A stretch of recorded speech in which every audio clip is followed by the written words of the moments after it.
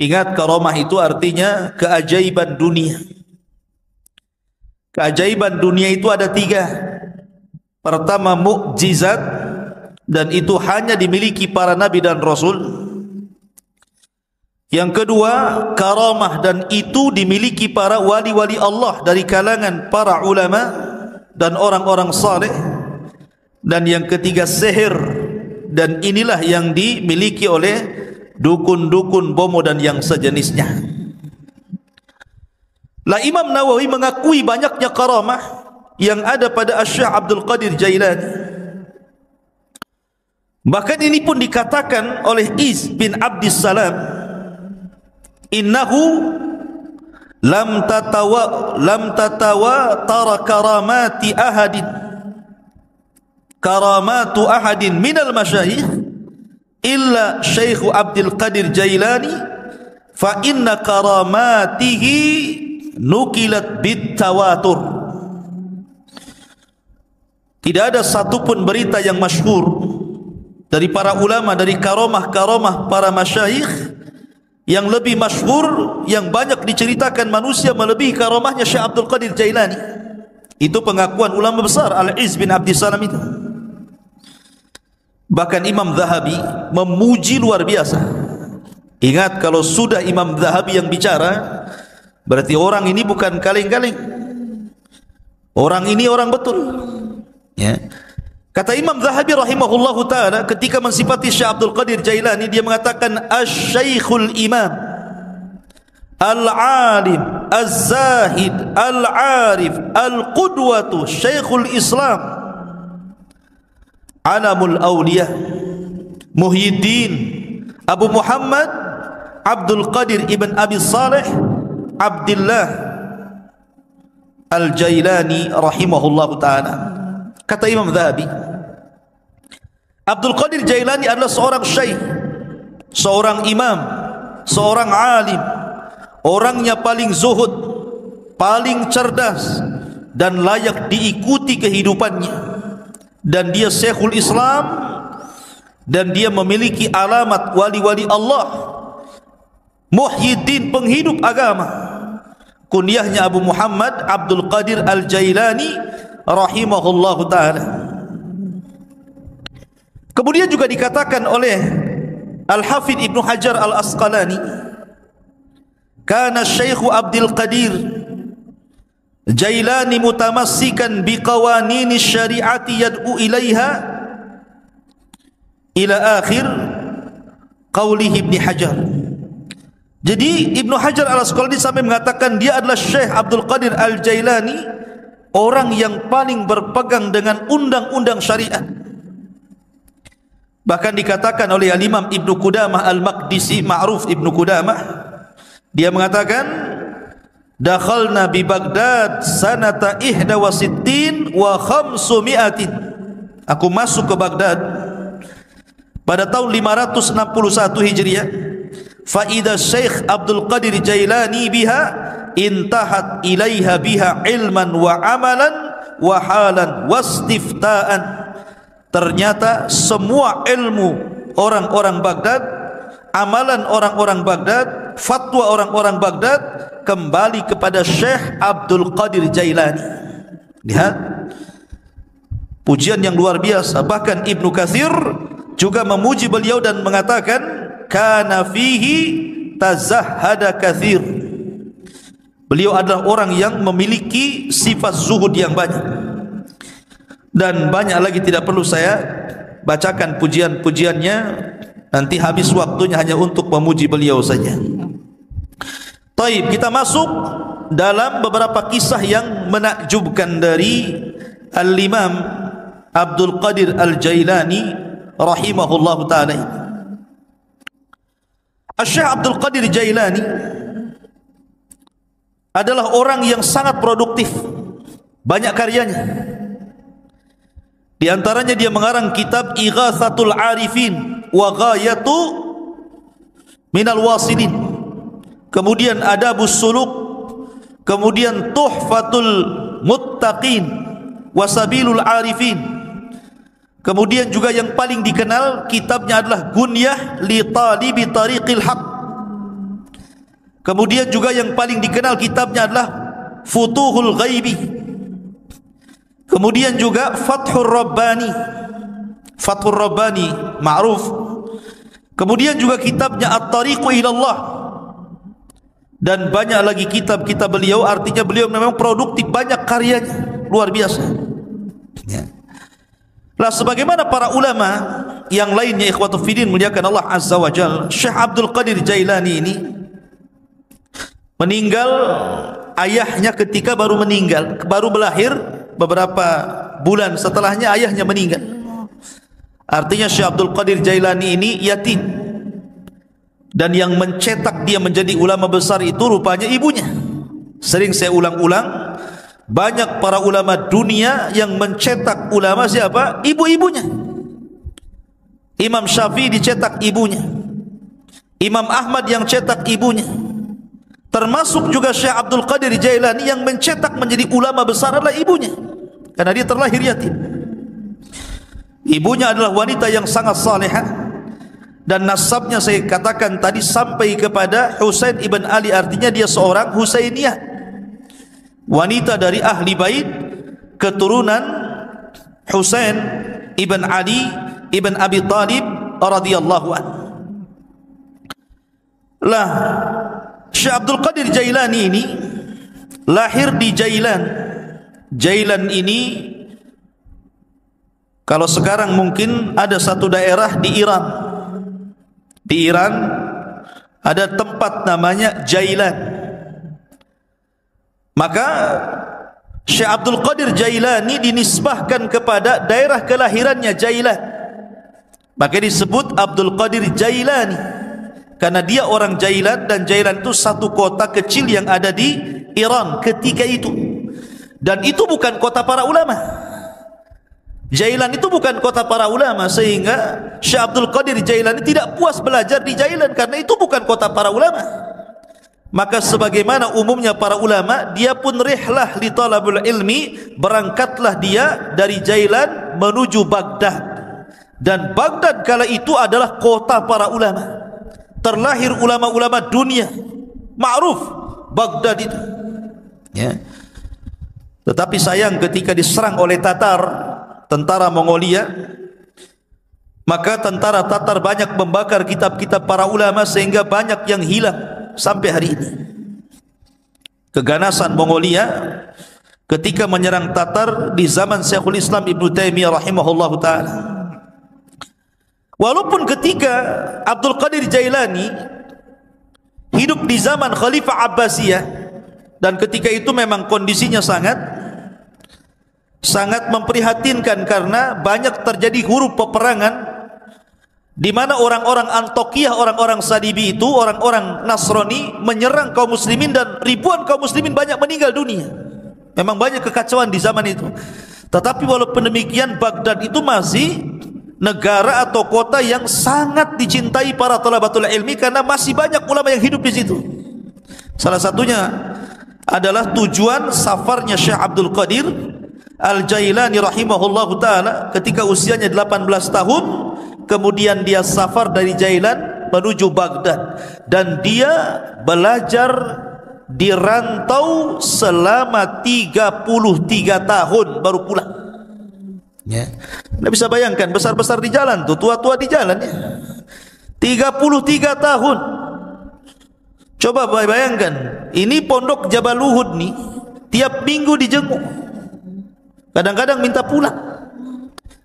Ini Syekh Abdul Qadir Jailani 33 tahun dia enggak dijenguk sama ibunya. Betul-betul setelah dia menguasai seluruh funun ilmu, baru dia pulang menjadi Syekh Baghdad, diakui keilmuannya. Makanya salah satu syarat talabul ilmi kata Imam Syafi'i, tuluz zaman, lamanya waktu. Karena ilmu itu bukan ta'ammul tapi ta'allum. Bukan ta'ammul, bukan dipikirkan tiba-tiba dapat ilmu yang disebut dengan laduni, bukan, tapi dengan cara belajar.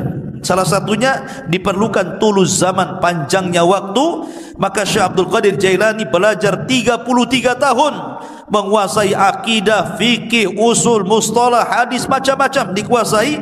Makanya kemudian tadi disebutkan oleh Imam Zahabi bahwa dia adalah Syekhul Islam karena dia bidang semua ilmu syariat. Ma'asyiral muslimin, ada cerita yang menarik. Di sini mulai ceritanya nih. Ketika Syekh Abdul Qadir Jailani hendak berangkat safar dari Jailan menuju Baghdad, ibunya memberikan bekal 40 dirham. Besar 40 dirham, ikhwan. Arba'ina dirhaman itu besar, karena 1 dirham itu 4 gram emas lebih ya, 1 dirham itu. Kalau 1 gramnya itu anggaplah 1 juta, berarti 1 dirham itu 4 juta kali 40, kan begitu ya, kan besar, lumayan kan itu. Ibunya memesankan kepada Syekh Abdul Qadir Jailani, la taqdzib ala ahad, la taqdzib ala ahad, jangan kau berdusta kepada siapapun, jadi anak yang jujur. Dipegang itu wasiat ibunya itu. Berangkat dia dari Jailan menuju Baghdad. Allah takdirkan ketika dia bersama rombongan dengan orang-orang lain yang menuju Baghdad, tah bersama para pedagang, para pokoknya rombongan gitu ya, bersama yang lainnya, Allah takdirkan di tengah jalan dirampok. Datang para perampok ini, perompak padang pasir ini. Ya, bukan bajak laut, bajak padang pasir. Ya, karena di padang pasir kan itu. Jadi dikepunglah itu orang-orang, termasuk di dalamnya Syekh Abdul Qadir Jailani. Maka semua barang-barang orang itu diambil, namanya rampok. Yang ngerampok lah kan, diambil barangnya. Giliran terakhir kepada Syekh Abdul Qadir Jailani. Kamu punya barang apa? Kata Syekh Abdul Qadir Jailani, indi arba'ina dinar. Ngaku pula nih, saya punya 40 dinar. Dicari, nggak ketemu. Kamu bilang kamu punya uang 40 dinar. Kata Syekh Abdul Qadir Jailani, iya saya punya 40 dinar. Mana uang itu? Akhirnya dicari-cari ketemu. Ini ketua rampok ini heran.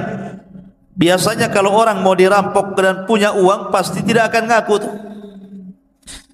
Apalagi Syekh Abdul Qadir Jailani ini menyembunyikan uang itu di tempat yang sangat rapi, susah untuk ditemukan. Tapi jujur dia ingat kata-kata ibunya, jangan dusta. Walaupun yang nanya perampok ngomong saja. Itu maksudnya. Jadi rampok ini mengatakan kepada Syekh Abdul Qadir Jailani, kenapa kamu mengaku kamu punya uang arba'ina dinar, 40 dinar itu? Maka dia mengatakan, karena aku sudah berjanji kepada Allah, kemudian kepada ibuku dan kepada diriku sendiri, alla aqdzib ahadan, aku tidak mungkin dusta kepada siapapun, termasuk kepada kamu wahai para perampok. Dari situ tersentuh dari kata-kata Syekh Abdul Qadir Jailani. Maka rampok ini seumur hidup tidak pernah menangis. Ketika itu dia meneteskan air mata karena melihat kejujuran Syekh Abdul Qadir Jailani, dan setelah itu dia bertobat dari rampoknya. Perampok tobat karena melihat kejujuran Syekh Abdul Qadir Jailani. Karamah ikhwan ya. Ma'asyiral muslimin yang dimuliakan Allah Azza wa Jalla. Kemudian ketika dia sampai saja di kota Baghdad, ingat kota Baghdad itu sekali lagi itu ibu kota, kota yang metropolitan bahasa kita, semua serba mahal ya. Sementara bekal Syekh Abdul Qadir Jailani ini hanya bisa dimakan beberapa hari dan bulan, tidak bisa bertahan bertahun-tahun. Makanya disebutkan oleh para ulama bagaimana kesabaran Syekh Abdul Qadir Jailani ketika menuntut ilmu ikhwan. Dijelaskan bahwa gini. Jadi disebutkan oleh Al-Hafidh Ibnu Rajab Al-Hambali rahimahullahu taala dalam kitabnya Dzailut Tabaqat Al-Hambali. Jadi Syekh Abdul Qadir Jailani ini karena sudah habis bekal sama sekali, enggak ada yang dimakan. Akhirnya kemudian dia pun selalu datang ke sungai. Jadi sungai itu, di tepi sungai itu biasanya orang-orang pasar. Orang-orang pasar itu kalau tidak laku, maka sayuran-sayuran itu dibuang di tepi sungai itu. Jadi Syekh Abdul Qadir Jailani kalau sudah tutup pasar, dia nunggu di situ. Jadi kalau ada sayur yang dibuang, maka dia kutip, dia bersihkan, dia bawa pulang, dia makan. Sampai suatu ketika memang lapar betul. Maka sebagaimana kebiasaannya, karena ingat dia punya izzah ya, kemuliaan, dia tidak mau minta siapapun, tidak mau jadi pengemis maknanya. Lah, suatu ketika dia sudah menunggu, rupanya di sungai pun banyak juga orang yang sama seperti dia kelaparannya. Ketika sampai sudah habis sayur yang dibuang itu karena diambil orang. 3 hari berturut-turut datang ke situ sudah enggak ada, datang ke situ sudah enggak ada. Akhirnya dia 3 hari tidak makan, hanya minum, lemes, hampir mati. Paksalah kemudian dia duduk di majlis Yasin. Lah ketika dia duduk itulah dia sudah lemas, sudahlah, dah pasrah, matilah kan begitu kelaparan. Rupanya ada anak muda datang dari kejauhan masuk ke masjid bawa roti sama daging panggang.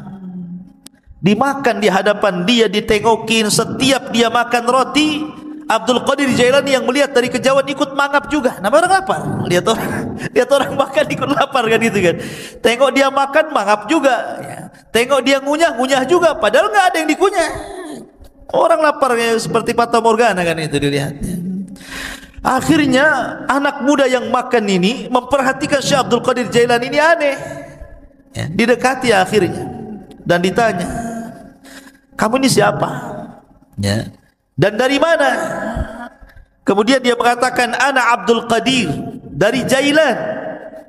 Peranjat anak muda ini dan mengatakan, saya juga dari Jailan, sama dengan kamu. Siapa namamu tadi? Abdul Qadir. Siapa nama ayahmu? Si Anu. Siapa nama ibumu? Si Anu. Mana kampungmu ini? Gitu. Langsung gemetar orang ini dan mengatakan, sesungguhnya ibumu itu menitipkan uang kepadaku untuk dihantar kepadamu dan beberapa roti. Aku sudah putus asa mencarimu, sampai roti yang dititipkan ibumu kumakan juga, tapi aku takut mengambil uangmu, sehingga terpaksa aku makan bangkai karena darurah. Rupanya Allah takdirkan saya ketemu di masjid ini dengan kamu, wahai Abdul Qadir. Ini uang yang dititipkan ibumu kepadaku, ambillah. Tolong ikhlaskan roti yang dititipkan ibumu yang sudah kumakan. Ya. Lihat bagaimana kondisi Syekh Abdul Qadir Jailani. Ini thalabul ilmi namanya ya, kelaparan gitu. Mana ada di Jabal Uhud kelaparan, yang ada dibuang-buang. Enggak habis lauknya masih banyak kan itu. Ya, kenapa? Udah makan nambah lagi di warung. Thalabul ilmi sekarang dipenuhi makanan, bukan dipenuhi ilmu. Di lemarinya bukan kitab, Indomie. Ma'asyiral muslimin yang dimuliakan Allah Azza wa Jalla. Jadi begitulah Syekh Abdul Qadir Jailani rahimahullahu taala, kesabaran dalam menuntut ilmu. Ada kisah yang menarik juga ya kawan. Disebutkan tentang perdebatan Syekh Abdul Qadir Jailani dengan syaitan, dengan iblis. Debat dengan syaitan. Ya. Dan itu disebutkan oleh Syekhul Islam Ibnu Taimiyah rahimahullahu taala dan dikatakan oleh Syekh Shalih Al Fauzan hafizahullahu taala, ini menunjukkan bagaimana kecerdasan fikihnya Abdul Qadir Jailani. Sampai Syekh Shalih Al Fauzan hafizahullahu taala mengatakan, ini menunjukkan kecerdasan fikihnya Syekh Abdul Qadir Jailani ketika berbantah dengan syaitan. Bagaimana kisahnya? Dijelaskan suatu ketika beliau mengatakan, saya sedang safar dan ketika itu cuaca sangat panas sekali. Ala harri fi ba'dil asfar, panas sekali. Tiba-tiba ketika panas terik gitu kan, karena matahari memancar luar biasa, tiba-tiba ada awan. Awan itu menaungi kepalaku, menghalangi antara terik matahari dengan kepalaku. Dari situlah tiba-tiba dari awan hitam yang menaungi diriku, kata Syekh Abdul Qadir Jailani, nada munadin, tiba-tiba ada yang menyeru dari langit sana, ada yang menyeru dan mengatakan, ya Abdul Qadir, ana rabbuk. Wahai Abdul Qadir Jailani, saya adalah Rabbmu. Maka Syekh Abdul Qadir Jailani rafa'a ra'sah, melihat ke langit dan mengatakan, antallah la ilaha illahu, apakah engkau adalah Allah yang tidak ada sembahan berhak disembah kecuali Dia? Maka kemudian suara itu ada lagi di langit dan mengatakan, ana rabbuk, saya Tuhanmu, ana rabbuk, saya Tuhanmu. Syekh Abdul Qadir Jailani mendengarkan sampai akhirnya, setelah dia mengatakan ana rabbuk wa qad ahlaltu laka ma haramtu alaika ya Abdul Qadir, saya Tuhanmu wahai Abdul Qadir, aku telah halalkan yang sebelumnya kuharamkan kepadamu. Maknanya semua manusia haram melakukan ini, kau halal. Semua manusia haram memakan khamar, kau halal. Semua haram berzinah, kau halal. Pokoknya seperti itu. Tiba-tiba Syekh Abdul Qadir Jailani mendengar kata-kata, aku sudah menghalalkan kepadamu yang diharamkan aku kepada selainmu. Maka dia mengatakan, kadzabta ya aduwallah, kadzabta ya aduwallah, dusta engkau wahai musuh Allah. Bal anta syaitan, engkau bukan Tuhan, engkau adalah syaitan. Fatamazzaqat tilkas sahab, tiba-tiba awan hitam itu langsung berpecah, menyebar, ya. Lah dari situlah tiba-tiba kemudian muncul lagi suara dan mengatakan, ya Abdul Qadir, najauta minni bifiqhika fi dini, wahai Abdul Qadir, engkau sudah selamat, ya. Najauta minni, engkau selamat dariku dengan kecerdasan fikihmu dalam agamamu. Laqad fatantu bihadal hilah qablaka sab'ina rajulan, sungguh sebelum itu, kata syaitan, aku sudah menguji 70 orang semisal kamu dari kalangan para ulama, kalangan zuhad, dan mereka terkena fitnahku kecuali kamu, katanya, ya. Lihat bagaimana Syekh Abdul Qadir Jailani mengatakan apa? Tidak mungkin. Kenapa? Kenapa Syekh Abdul Qadir Jailani mengatakan kadzabta, dusta kamu? Karena kata Syekh Abdul Qadir Jailani, ketika ditanya, maka dia mengatakan, araftu annahu syaitan. Kenapa aku tahu dia syaitan? Karena ketika dia mengatakan aku halalkan kepadamu yang kuharamkan kepada selainmu, maka dia mengatakan, li anna ba'da Rasulillah sallallahu alaihi wasallam la tahlila wa la tahrim, tidak ada yang berhak menghalalkan dan tidak ada yang berhak mengharamkan setelah Nabi sallallahu alaihi wasallam. Bagaimana mungkin kalau kemudian dalam dunia tarekat, ya, di mana orang itu kalau sudah tingkatan makrifat sampai meyakini adanya hululiyah, manunggale, gusti, gitu ya, bahwa Allah itu betul-betul menyatu dengan badan, tiba-tiba kemudian seseorang boleh tidak melaksanakan sholat, boleh meninggalkan zakat, boleh meninggalkan puasa, boleh tidak haji, karena alasannya Tuhan sudah menyatu, ana anta anta ana, bahasanya. Saya kamu, kamu saya, katanya. Bingung dia, mana saya, mana Tuhan, karena menyatu masalahnya, ya. Makanya terkadang makin makrifat itu bukan makin baik, makin bejat, kan begitu. Karena dia meninggalkan sholat, dia meninggalkan apapun. Ketika ditanya kenapa anda tidak sholat, siapa bilang saya tidak sholat? Bukankah Allah yang mengatakan, inna sholata li dzikri, sholat itu untuk mengingat diriku. Jadi kalau aku sudah ingat Allah, aku sudah sholat, katanya. Karena sholat itu untuk mengingat diriku. Apalagi kemudian Allah berfirman, u'budullaha hatta ya'tiyakal yakin, sembahlah Allah sampai yakin. Aku sudah yakin, ngapain aku nyembah, katanya, kan. Nah, kan kacau nih kalau sudah Quran dipelintir-pelintir. Padahal yang dimaksud sembahlah Allah sampai yakin, maksudnya sampai ajal. Yakin di sini maknanya ajal, kata Imam Ibnu Katsir rahimahullahu taala dan ahli tafsir yang lainnya. Sembah Allah sampai mati, bukan sampai yakin. Artinya kalau sudah yakin tidak perlu sembah, gitu ya. Nah, itu kebelinger tuh. Ma'asyiral muslimin, jadi Syekh Abdul Qadir Jailani mengatakan apa? Dia mengatakan bahwa setelah Rasul tidak ada yang menghalalkan, tidak ada yang mengharamkan. Makanya dia mengatakan kepada syaitan, ya, kadzabta, dusta kamu. Enggak mungkin halal bagiku, haram bagi orang lain, atau sebaliknya, kan gitu. Ma'asyiral muslimin yang dimuliakan Allah Azza wa Jalla. Dari silah maka Syekhul Islam Ibnu Taimiyah rahimahullahu taala, beliau memuji dua perkara dari sosok Syekh Abdul Qadir Jailani. Pertama, ketika Abdul Qadir Jailani membahas tentang takdir dan membantah penyimpangan dalam Qadariyah. Yang kedua, bagaimana ketika Abdul Qadir Jailani mendebat syaitan. Dari sini salah kata Imam Ibn Taimiyah, aku sangat mengagumi Syekh Abdul Qadir Jailani sebagaimana disebutkan Imam Abdul Qayyim dalam kitabnya Madarijus Salikin fi iyyaka na'budu wa iyyaka nasta'in. Ma'asyiral muslimin yang dimuliakan Allah Subhanahu wa taala, Syekh Abdul Qadir Jailani walaupun dia sudah menjadi ulama besar, tapi dia dikenal keberaniannya, laumata laim, enggak peduli orang dia. Dia tidak takut kecuali kepada Allah. Syekh Abdul Qadir Jailani tidak takut siapapun, sampai kepada penguasa dia tidak takut. Ya. Dan dia suatu ketika salah satu Khalifah Abbasiyah itu bernadar, nadarnya seperti ini.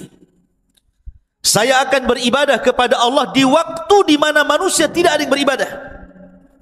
Gimana caranya coba? Saya akan beribadah di waktu di mana tidak ada satupun manusia yang beribadah.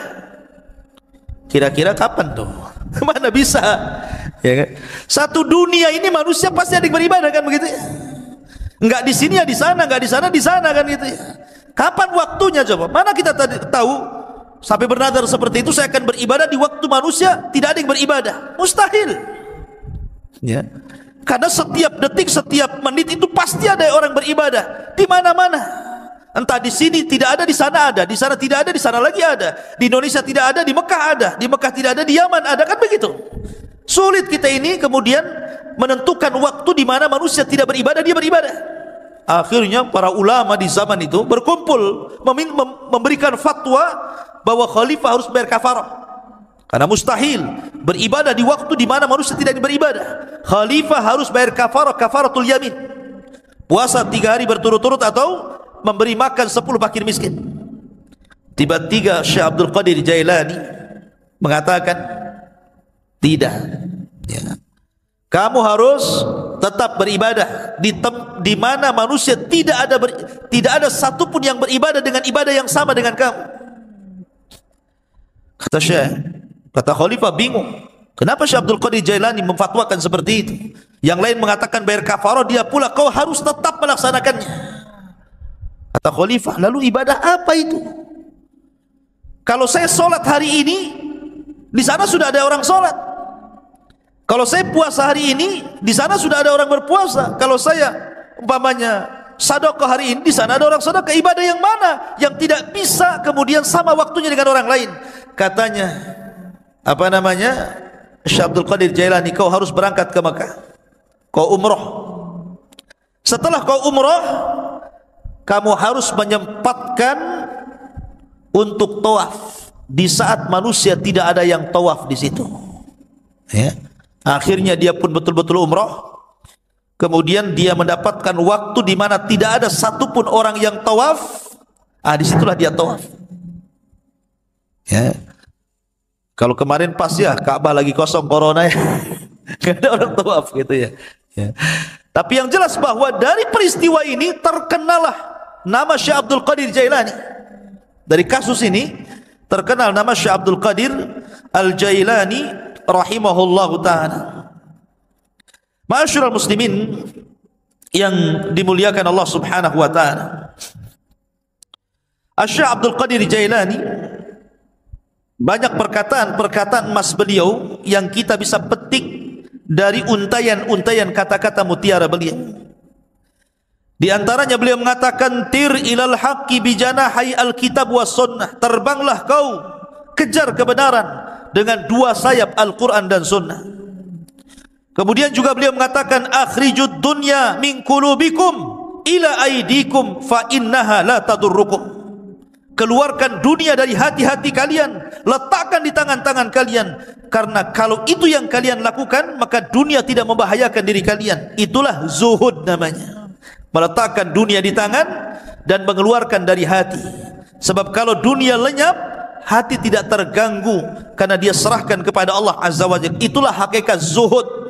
Walaupun dia kaya, selama kekayaan berada di tangan, hatinya diserahkan kepada Allah. Walaupun harta harus hilang, maka hati tidak mungkin terpikirkan dengan hilangnya harta. Kemudian beliau mengatakan, la tadlimu ahadan walau bisu'i dhannikum fa inna rabbakum la yujawizu dzulma zalimin. Jangan kalian menzalimi siapapun walaupun dengan suudzon, karena Rabb kalian tidak mungkin melewatkan kezaliman orang yang zalim. Orang zalim itu terbatas, ya. Tidak mungkin kalau dia menzalimi kemudian betul-betul kita ini mendapatkan kecelakaan sesuai kehendaknya. Tidak, karena kezaliman yang dia lakukan pun sudah dicatat di Lauhil Mahfuz. Bahkan dalam khutbahnya beliau mengatakan, ayyuhan nas, wahai manusia, ya ibna Adam, wahai anak Adam, ish ma syi'ta fid dunya fa innal mauta sayatik. Hiduplah kamu di dunia sesukamu, karena kematian akan mendatangi kamu. Wa ahbib dunya mastata' fa innaka satufariqaha. Cintai dunia sekehendakmu, karena dunia pasti akan meninggalkan kamu. Wa'mal mastata'ta fa innallaha bi amalika sayuzik. Beramalah semampu kamu, karena sungguhnya Allah dengan amalanmu akan membalas seluruh amalan. Dan banyak kisah-kisah yang menarik. Tetapi kalau kita melihat Syekh Abdul Qadir Jailani ini, ikhwan, dia seorang ulama Hambali. Ingat, seorang ulama Hambali. Memang dia itu punya kelebihan, kalau dia berceramah, memang dia seorang orator. Orang itu mudah menangis apabila mendengar kata-kata Syekh Abdul Qadir Jailani. Makanya kalau dia membuka majlis ilmu, majlis taklim itu, yang datang ngaji setiap kali menyampaikan kajian 70,000 rajulin, 70,000 talabatul ilmi, 70,000 para talabatul ilmi itu numplak di masjidnya itu. Coba bayangkan, sekali kajian tuh. Kalau di musim corona ya nggak ada yang ngaji, ya kan? Walaupun tidak di musim corona, siapa kecuali tabligh akbar lah ya. Bukan kajian rutin. Kalau kajian rutin berapa orang aja kan itu. Ini setiap ngaji 70,000 numplak di situ, coba bayangkan. Kan ulama luar biasa. Ya, makanya kemudian terlahir para ulama dari Syekh Abdul Qadir Jailani. Dan banyak para ulama sezaman dia mengambil akhlaknya, mengambil petuahnya, dan dia pun melahirkan ulama-ulama dunia setelahnya. Tetapi para pengikut setelahnya sampai hari ini banyak yang gulu ekstrim, melampaui batas, bahkan memuji Syekh Abdul Qadir Jailani melebihi kapasitas dia sebagai manusia. Bahkan ada yang sampai menuhankan, naudzubillah, ya, sampai menuhankan Syekh Abdul Qadir Jailani. Dia manusia, dia ulama, sama dengan ulama-ulama yang lainnya, karyanya banyak. Terkadang orang-orang yang mengkultuskan Syekh Abdul Qadir Jailani, dia sendiri tidak paham siapa Abdul Qadir Jailani, bagaimana karya-karyanya, bagaimana pengetahuannya, bagaimana pendapat-pendapat dia seputar solat, seputar zakat, seputar puasa, muamalah. Kadang nggak paham.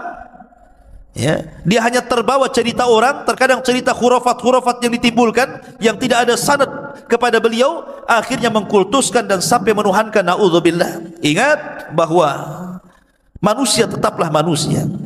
Kita hargai dia seorang ulama besar, ulama hadis, ulama tafsir, ulama fikih, sama dengan ulama-ulama yang lainnya. Ya, dan kita mendoakan rahimahullah, semoga Allah merahmati Syekh Abdul Qadir Al-Jailani. Apalagi nasab beliau memang dua-duanya keturunan Hasan dan Husain, dari jalur bapaknya Hasan dan dari jalur ibunya adalah Husain. Dan kita tidak menafikan banyaknya karamah dari Syekh Abdul Qadir Jailani. Ingat, karamah itu artinya keajaiban dunia. Keajaiban dunia itu ada 3. Pertama, mukjizat, dan itu hanya dimiliki para nabi dan rasul. Yang kedua, karamah, dan itu dimiliki para wali-wali Allah dari kalangan para ulama dan orang-orang saleh. Dan yang ketiga, sihir, dan inilah yang dimiliki oleh dukun-dukun, bomo dan yang sejenisnya. Lah, Imam Nawawi mengakui banyaknya karamah yang ada pada Syekh Abdul Qadir Jailani. Bahkan ini pun dikatakan oleh Iz bin Abdissalam, innahu lam tatawa tara karamatu ahadin minal masyayikh illa Syekh Abdul Qadir Jailani, fa inna karamatihi nukilat bit tawatur. Tidak ada satupun berita yang masyhur dari para ulama, dari karamah-karamah para masyayikh yang lebih masyhur, yang banyak diceritakan manusia melebihi karamahnya Syekh Abdul Qadir Jailani. Itu pengakuan ulama besar Al-Izz bin Abdissalam itu. Bahkan Imam Zahabi memuji luar biasa. Ingat, kalau sudah Imam Zahabi yang bicara, berarti orang ini bukan kaleng-kaleng. Orang ini orang betul. Ya. Kata Imam Zahabi rahimahullahu ta'ala ketika mensifati Syekh Abdul Qadir Jailani, dia mengatakan Asy-Syaikhul Imam Al-Alim Az-Zahid Al-Arif Al-Qudwatu Syekhul Islam Alamul Awliya Muhyiddin Abu Muhammad Abdul Qadir Ibn Abi Saleh Abdullah Al-Jailani rahimahullahu ta'ala. Kata Imam Zahabi, Abdul Qadir Jailani adalah seorang syekh, seorang imam, seorang alim, orangnya paling zuhud, paling cerdas dan layak diikuti kehidupannya. Dan dia Syekhul Islam, dan dia memiliki alamat wali-wali Allah, Muhyiddin, penghidup agama. Kunyahnya Abu Muhammad Abdul Qadir Al-Jailani rahimahullahu ta'ala. Kemudian juga dikatakan oleh Al-Hafidh Ibnu Hajar Al-Asqalani, kana Syekhu Abdul Qadir Jailani mutamassikan biqawanini syari'ati yad'u ilaiha ila akhir qawlihi Ibnu Hajar. Jadi Ibnu Hajar Al-Asqalani sampai mengatakan dia adalah Syekh Abdul Qadir Al-Jailani, orang yang paling berpegang dengan undang-undang syariat.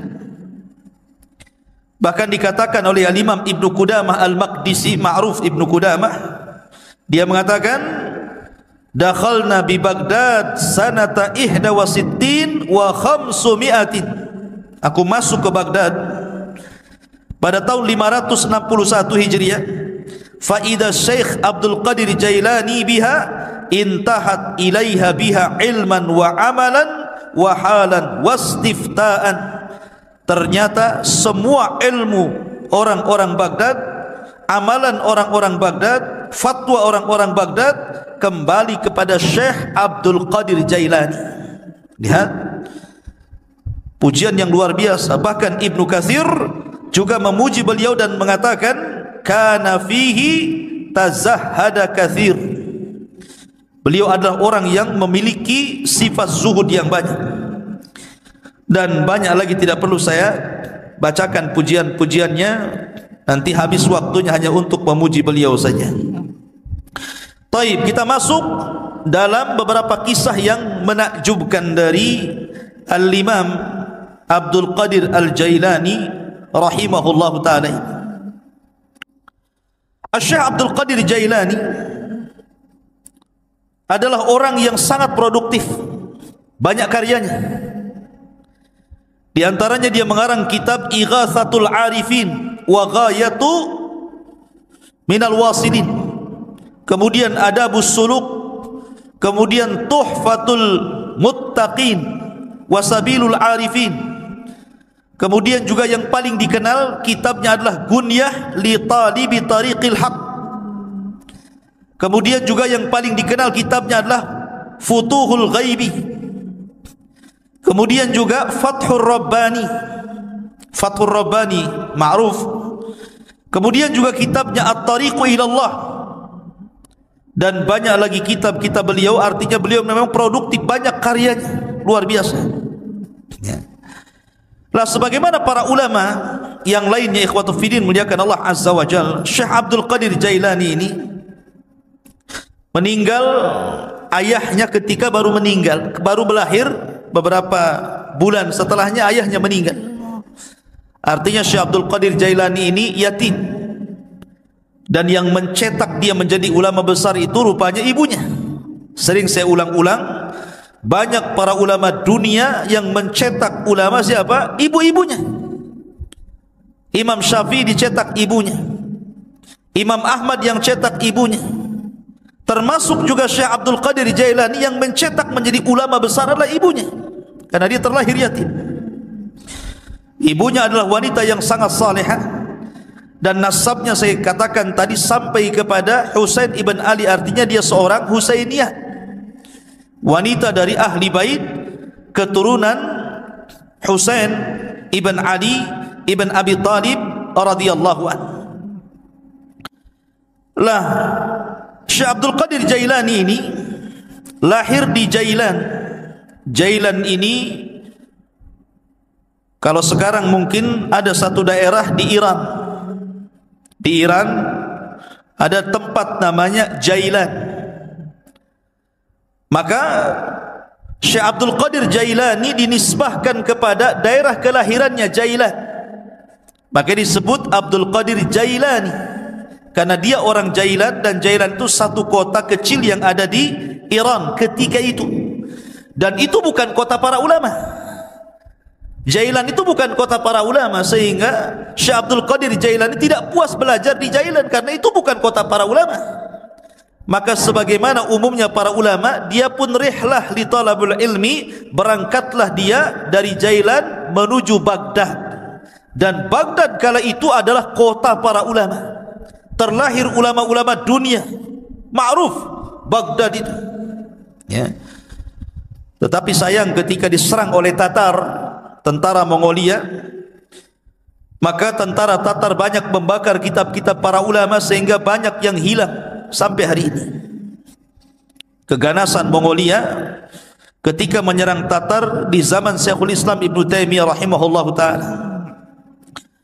Walaupun ketika Abdul Qadir Jailani hidup di zaman Khalifah Abbasiyah, dan ketika itu memang kondisinya sangat memprihatinkan karena banyak terjadi huru peperangan, di mana orang-orang Antokiyah, orang-orang Sadibi itu, orang-orang Nasrani menyerang kaum muslimin, dan ribuan kaum muslimin banyak meninggal dunia. Memang banyak kekacauan di zaman itu. Tetapi walaupun demikian, Baghdad itu masih negara atau kota yang sangat dicintai para talabatul ilmi karena masih banyak ulama yang hidup di situ. Salah satunya adalah tujuan safarnya Syekh Abdul Qadir Al-Jailani rahimahullahu taala ketika usianya 18 tahun. Kemudian dia safar dari Jailan menuju Baghdad, dan dia belajar di rantau selama 33 tahun baru pulang. Ya. Anda bisa bayangkan, besar-besar di jalan tuh, tua-tua di jalan ya. 33 tahun. Coba bayangkan, ini pondok Jabal Uhud nih, tiap minggu dijenguk. Kadang-kadang minta pulang. Ini Syekh Abdul Qadir Jailani 33 tahun dia enggak dijenguk sama ibunya. Betul-betul setelah dia menguasai seluruh funun ilmu, baru dia pulang menjadi Syekh Baghdad. Diakui keilmuannya. Makanya salah satu syarat talabul ilmi kata Imam Syafi'i, tuluz zaman, lamanya waktu. Karena ilmu itu bukan ta'ammul tapi ta'allum. Bukan ta'ammul, bukan dipikirkan tiba-tiba dapat ilmu yang disebut dengan laduni, bukan, tapi dengan cara belajar. Salah satunya diperlukan tuluz zaman, panjangnya waktu. Maka Syekh Abdul Qadir Jailani belajar 33 tahun, menguasai akidah, fikih, usul, mustalah, hadis, macam-macam dikuasai. Makanya kemudian tadi disebutkan oleh Imam Zahabi bahwa dia adalah Syekhul Islam, karena dia bidang semua ilmu syariat. Ma'asyiral muslimin, ada cerita yang menarik. Di sini mulai ceritanya nih. Ketika Syekh Abdul Qadir Jailani hendak berangkat safar dari Jailan menuju Baghdad, ibunya memberikan bekal 40 dirham. Besar 40 dirham, ikhwan. Arba'ina dirhaman itu besar, karena satu dirham itu 4 gram emas lebih ya, satu dirham itu. Kalau 1 gramnya itu anggaplah 1 juta, berarti 1 dirham itu 4 juta kali 40, kan begitu ya, kan besar, lumayan kan. Ibunya memesankan kepada Syekh Abdul Qadir Jailani, la taqdzib ala ahad, la taqdzib ala ahad, jangan kau berdusta kepada siapapun, jadi anak yang jujur. Dipegang itu wasiat ibunya itu. Berangkat dia dari Jailan menuju Baghdad. Allah takdirkan ketika dia bersama rombongan dengan orang-orang lain yang menuju Baghdad bersama para pedagang, para pokoknya rombongan gitu ya, bersama yang lainnya. Allah takdirkan di tengah jalan dirampok. Datang para perampok ini, perompak padang pasir ini. Ya, bukan bajak laut, bajak padang pasir. Ya, karena di padang pasir kan itu. Jadi dikepunglah itu orang-orang, termasuk di dalamnya Syekh Abdul Qadir Jailani. Maka semua barang-barang orang itu diambil, namanya rampok. Yang ngerampok lah kan, diambil barangnya. Giliran terakhir kepada Syekh Abdul Qadir Jailani. Kamu punya barang apa?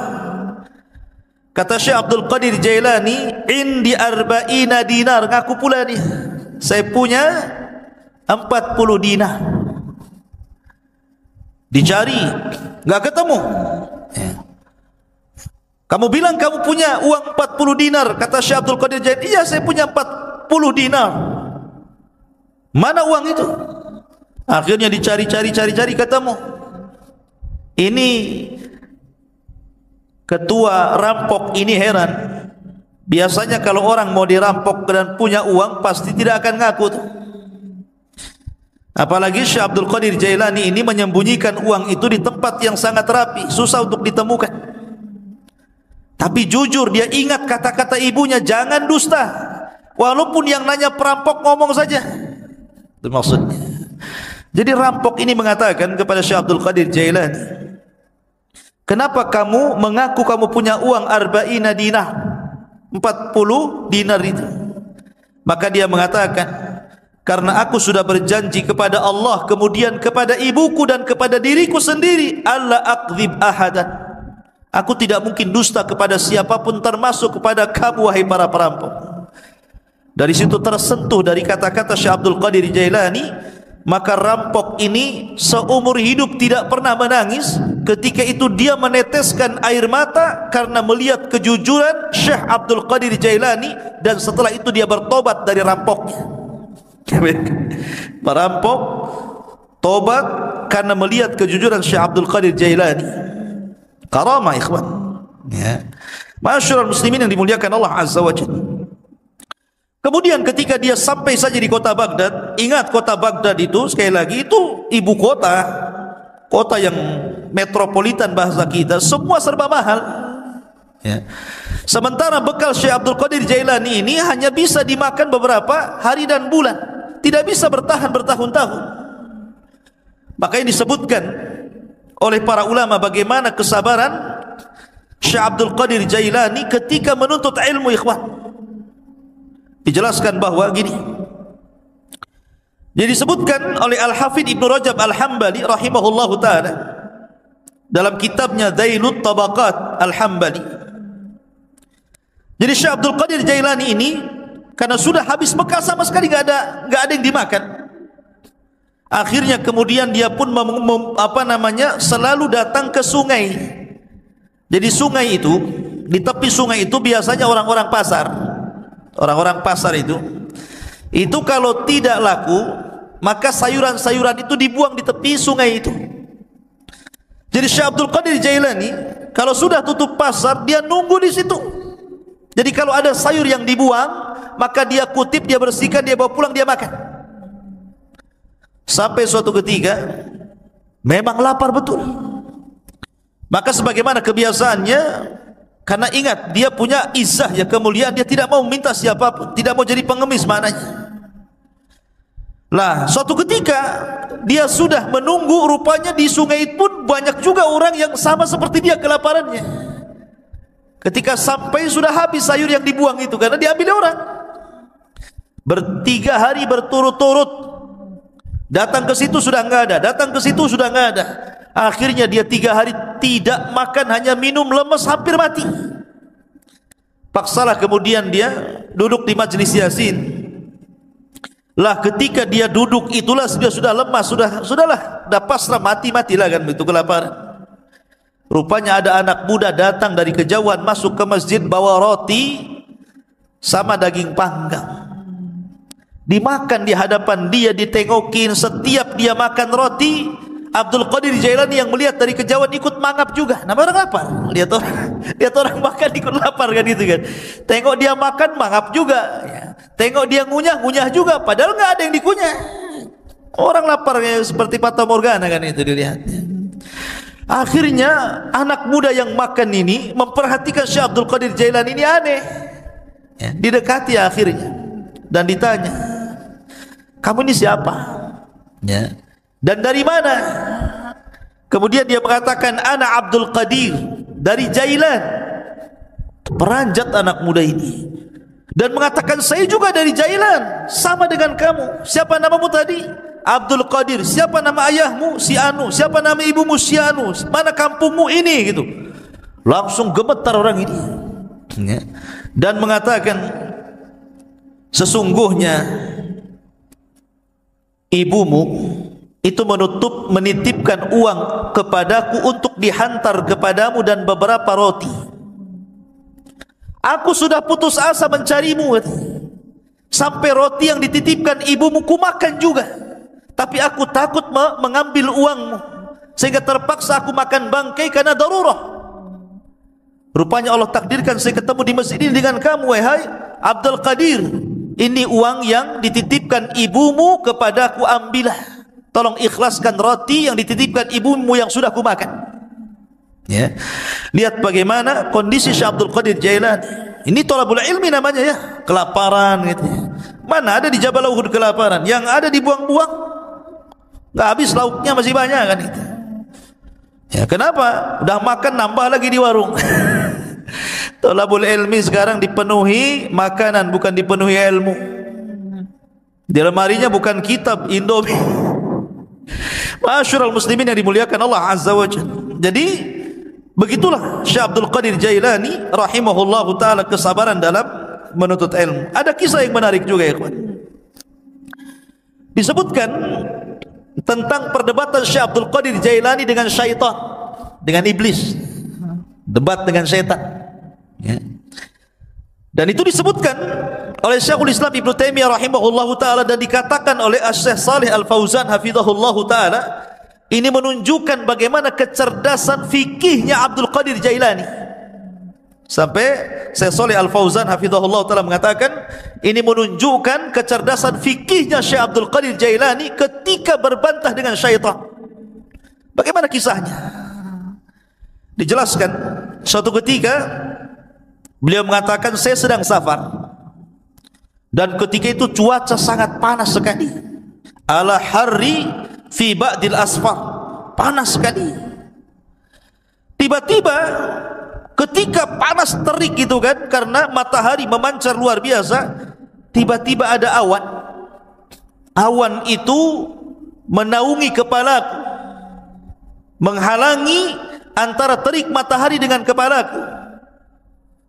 Dari situlah tiba-tiba dari awan hitam yang menaungi diriku, kata Syekh Abdul Qadir Jailani, nada munadin, tiba-tiba ada yang menyeru dari langit sana, ada yang menyeru dan mengatakan, ya Abdul Qadir, ana rabbuk. Wahai Abdul Qadir Jailani, saya adalah Rabbmu. Maka Syekh Abdul Qadir Jailani rafa'a ra'sah, melihat ke langit dan mengatakan, antallah la ilaha illahu, apakah engkau adalah Allah yang tidak ada sembahan berhak disembah kecuali Dia? Maka kemudian suara itu ada lagi di langit dan mengatakan, ana rabbuk, saya Tuhanmu. Ana rabbuk, saya Tuhanmu.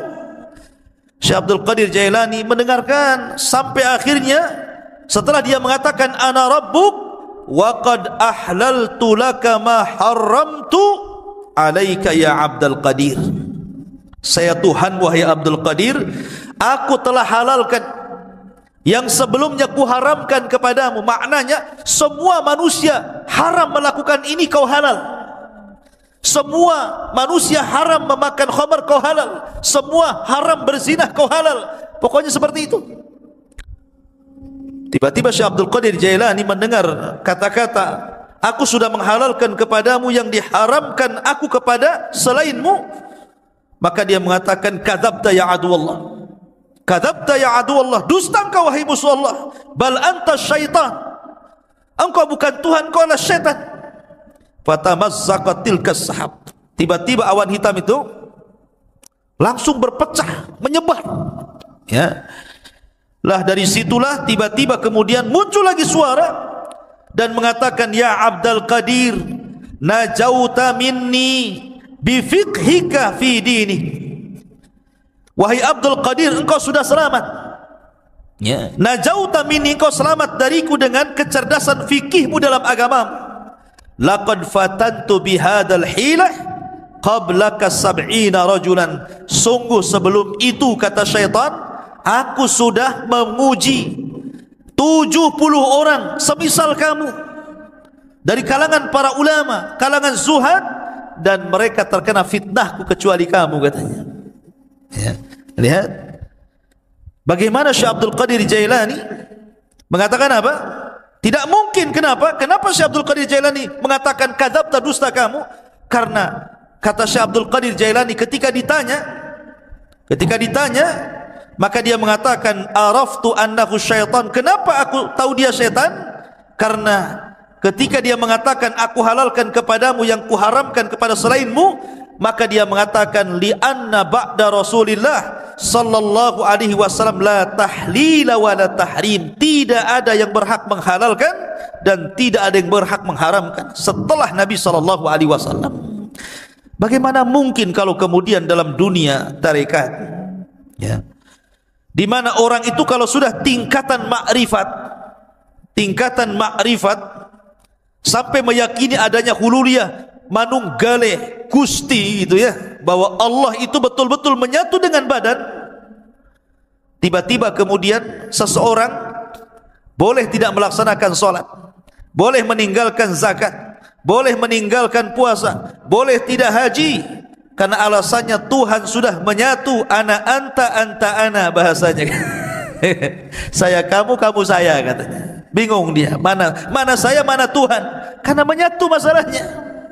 Ya. Makanya terkadang makin makrifat itu bukan makin baik, makin bejat, kan begitu. Karena dia meninggalkan solat, dia meninggalkan apapun. Ketika ditanya kenapa anda tidak solat, siapa bilang saya tidak solat? Bukankah Allah yang mengatakan innas salata li dzikri, solat itu untuk mengingat diriku. Jadi kalau aku sudah ingat Allah, aku sudah solat, katanya. Karena solat itu untuk mengingat diriku. Apalagi kemudian Allah berfirman, u'budullaha hatta ya'tiyakal yakin. Sembahlah Allah sampai yakin. Aku sudah yakin, ngapain aku nyembah, katanya kan. Nah, kan kacau nih kalau sudah Quran dipelintir-pelintir. Padahal yang dimaksud sembahlah Allah sampai yakin, maksudnya sampai ajal. Yakin di sini maknanya ajal, kata Imam Ibnu Katsir rahimahullahu taala dan ahli tafsir yang lainnya. Sembah Allah sampai mati, bukan sampai yakin. Artinya kalau sudah yakin tidak perlu sembah, gitu ya. Nah, itu kebelinger tuh. Ma'asyiral muslimin, jadi Syekh Abdul Qadir Jailani mengatakan apa? Dia mengatakan bahwa setelah Rasul tidak ada yang menghalalkan, tidak ada yang mengharamkan. Makanya dia mengatakan kepada syaitan, ya, kadzabta, dusta kamu. Enggak mungkin halal bagiku, haram bagi orang lain, atau sebaliknya, kan gitu. Ma'asyiral muslimin yang dimuliakan Allah Azza wa Jalla. Dari silah maka Syekhul Islam Ibnu Taimiyah rahimahullahu taala, beliau memuji dua perkara dari sosok Syekh Abdul Qadir Jailani. Pertama, ketika Abdul Qadir Jailani membahas tentang takdir dan membantah penyimpangan dalam Qadariyah. Yang kedua, bagaimana ketika Abdul Qadir Jailani mendebat syaitan. Dari sini salah kata Imam Ibnu Taimiyah, aku sangat mengagumi Syekh Abdul Qadir Jailani, sebagaimana disebutkan Imam Abdul Qayyim dalam kitabnya Madarijus Salikin fi iyyaka na'budu wa iyyaka nasta'in. Ma'asyiral muslimin yang dimuliakan Allah Subhanahu wa taala, Syekh Abdul Qadir Jailani walaupun dia sudah menjadi ulama besar, tapi dia dikenal keberaniannya, laumata laim, enggak peduli orang dia. Dia tidak takut kecuali kepada Allah. Syekh Abdul Qadir Jailani tidak takut siapapun, sampai kepada penguasa dia tidak takut. Ya. Dan dia suatu ketika salah satu Khalifah Abbasiyah itu bernadar, nadarnya seperti ini: saya akan beribadah kepada Allah di waktu di mana manusia tidak ada yang beribadah. Gimana caranya coba? Saya akan beribadah di waktu di mana tidak ada satupun manusia yang beribadah. Kira-kira kapan tuh? Mana bisa? Ya kan? Satu dunia ini manusia pasti ada yang beribadah kan begitu ya? Enggak di sini ya di sana, enggak di sana di sana kan gitu ya. Kapan waktunya coba? Mana kita tahu sampai bernadar seperti itu saya akan beribadah di waktu manusia tidak ada yang beribadah. Mustahil. Ya. Karena setiap detik, setiap menit itu pasti ada orang beribadah di mana-mana. Entah di sini tidak ada, di sana ada, di sana tidak ada, di sana lagi ada. Di Indonesia tidak ada, di Mekah ada, di Mekah tidak ada, di Yaman ada, kan begitu. Sulit kita ini kemudian menentukan waktu di mana manusia tidak beribadah, dia beribadah. Akhirnya para ulama di zaman itu berkumpul memberikan fatwa bahwa khalifah harus bayar kafarah. Karena mustahil beribadah di waktu di mana manusia tidak beribadah. Khalifah harus bayar kafarah, kafaratul yamin. Puasa 3 hari berturut-turut atau memberi makan 10 fakir miskin. Tiba-tiba Syekh Abdul Qadir Jailani mengatakan, tidak. Ya. Kamu harus tetap beribadah di mana manusia tidak ada satupun yang beribadah dengan ibadah yang sama dengan kamu. Kata Syekh, kata Khalifah bingung. Kenapa Syekh Abdul Qadir Jailani memfatwakan seperti itu? Yang lain mengatakan bayar kafarah, dia pula kau harus tetap melaksanakannya. Kata Khalifah, lalu ibadah apa itu? Kalau saya solat hari ini, di sana sudah ada orang solat. Kalau saya puasa hari ini, di sana sudah ada orang berpuasa. Kalau saya umpamanya sedekah hari ini, di sana ada orang sedekah. Ibadah yang mana yang tidak bisa kemudian sama waktunya dengan orang lain? Katanya,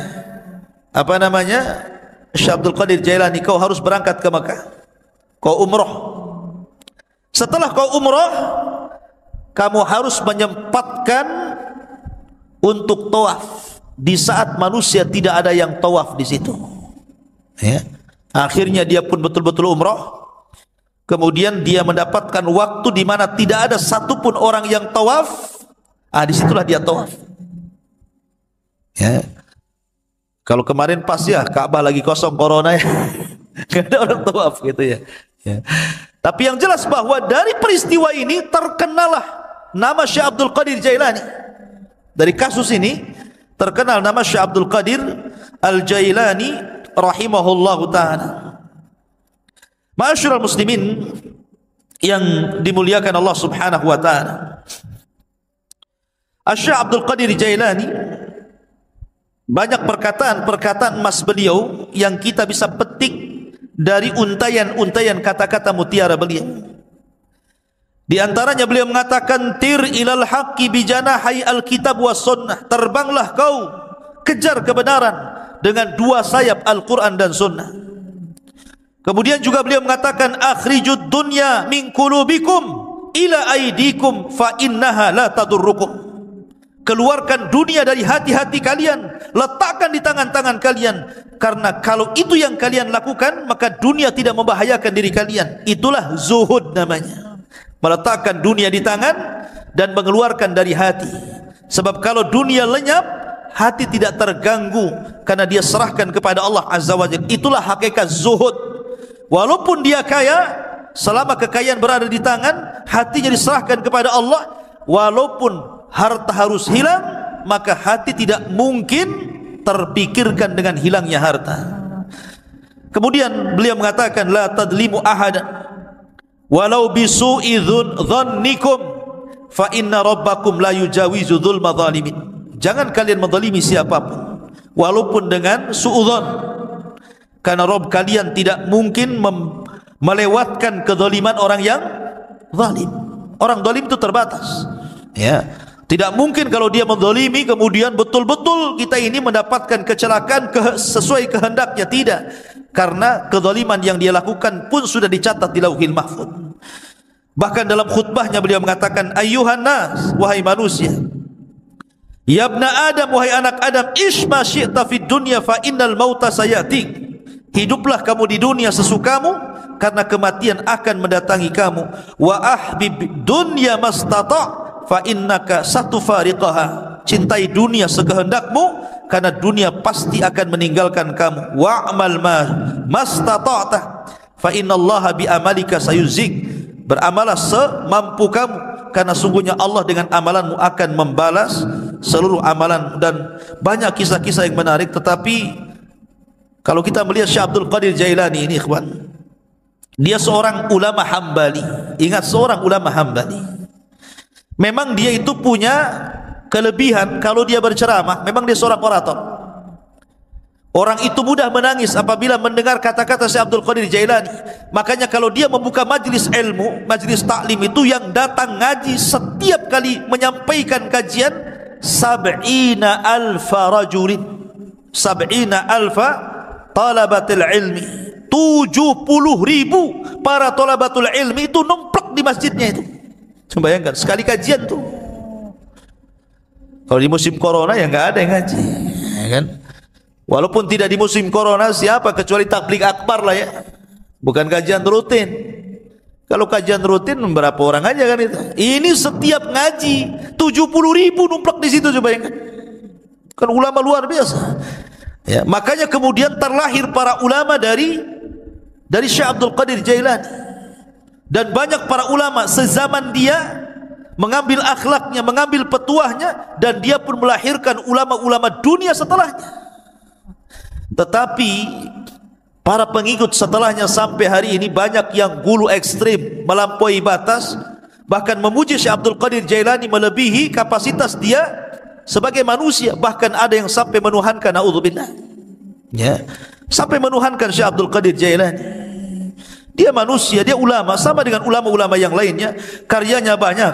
Terkadang orang-orang yang mengkultuskan Syekh Abdul Qadir Jailani, dia sendiri tidak paham siapa Abdul Qadir Jailani, bagaimana karya-karyanya, bagaimana pengetahuannya, bagaimana pendapat-pendapat dia seputar solat, seputar zakat, seputar puasa, muamalah. Kadang enggak paham. Ya, dia hanya terbawa cerita orang, terkadang cerita khurafat-khurafat yang ditimbulkan yang tidak ada sanad kepada beliau, akhirnya mengkultuskan dan sampai menuhankan, naudzubillah. Ingat bahwa manusia tetaplah manusia. Kita hargai dia seorang ulama besar, ulama hadis, ulama tafsir, ulama fikih, sama dengan ulama-ulama yang lainnya. Ya, dan kita mendoakan rahimahullah, semoga Allah merahmati Syekh Abdul Qadir Al-Jailani. Apalagi nasab beliau memang dua-duanya keturunan Hasan dan Husain, dari jalur bapaknya Hasan dan dari jalur ibunya adalah Husain. Dan kita tidak menafikan banyaknya karamah dari Syekh Abdul Qadir Jailani.